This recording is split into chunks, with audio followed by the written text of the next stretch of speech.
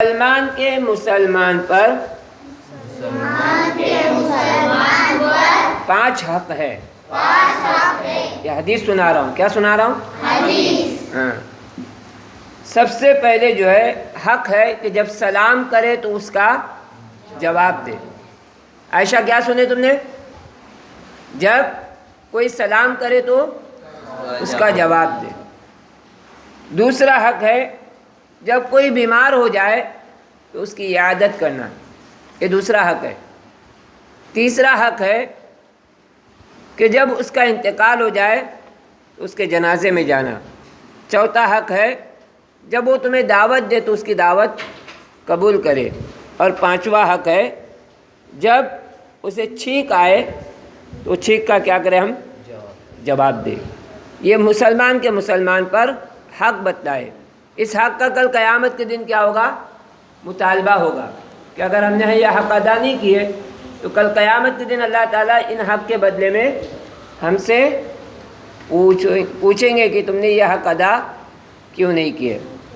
بات سمجھ میں آ گئی؟ پہلا حق کیا تھا؟ بولو واپس سے۔ سلام کا جواب دینا۔ دوسرا، جب وہ بیمار ہو جائے تو اس کی عیادت کرنا۔ عیادت کرنے پر کیا فائدہ ہوگا؟ کہ عیادت کرنے پر اللہ تعالیٰ اس عیادت کرنے والے کے ساتھ 70,000 فرشتے بھیجتے ہیں کہ تو اس کی مغفرت کی دعا کرتے رہے۔ تیسرا کیا ہے؟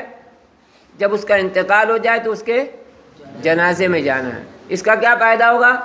1 قیراط ثواب ملے گا۔ جب جنازے میں جائیں گے تو قیراط۔ تو صحابہ نے پوچھا قیراط کی مقدار کیا ہے؟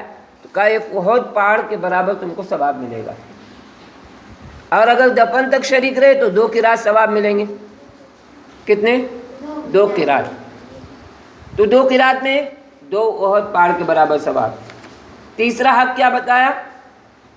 کون بتائے گا؟ تیسرا حق کون بتائے گا؟ جب وہ دعوت دے تو اس کی دعوت کو قبول کرنا ہے۔ ایمان والے کی دعوت کو قبول کرنا یہ اس کا حق ہے۔ صفیہ سننے رہی ہے، ادھر ادھر نہیں دیکھنے کا۔ اور پانچواں چیز جو ہے وہ کیا ہے؟ جب بھی چھینک آئے اور چھینکنے والا الحمد